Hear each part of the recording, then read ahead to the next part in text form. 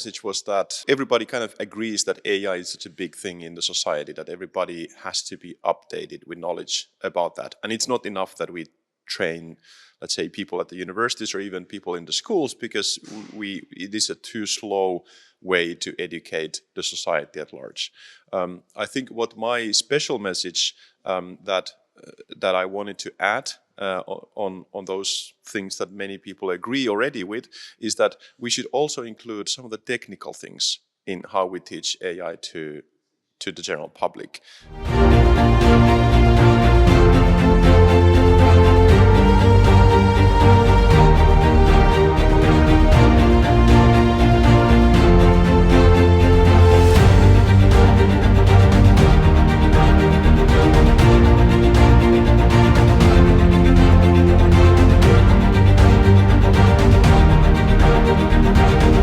The whole setup of the conference to me was about that, engineering together with education and how we can mix these two things together.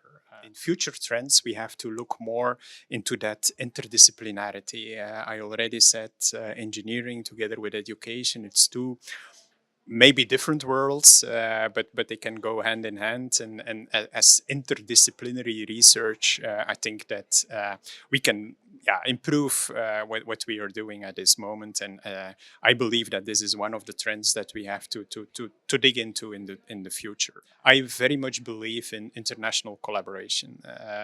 And I think that, an occasion like this is a very good opportunity to not just experience it, but also to enhance it and to proceed from here with new contacts, with new ideas, with new networks that emerge from such a workshop.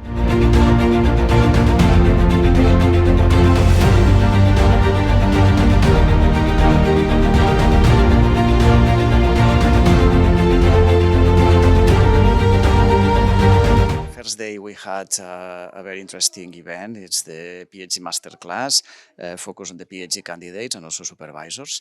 And it's also an opportunity for these candidates to discuss about their research proposals.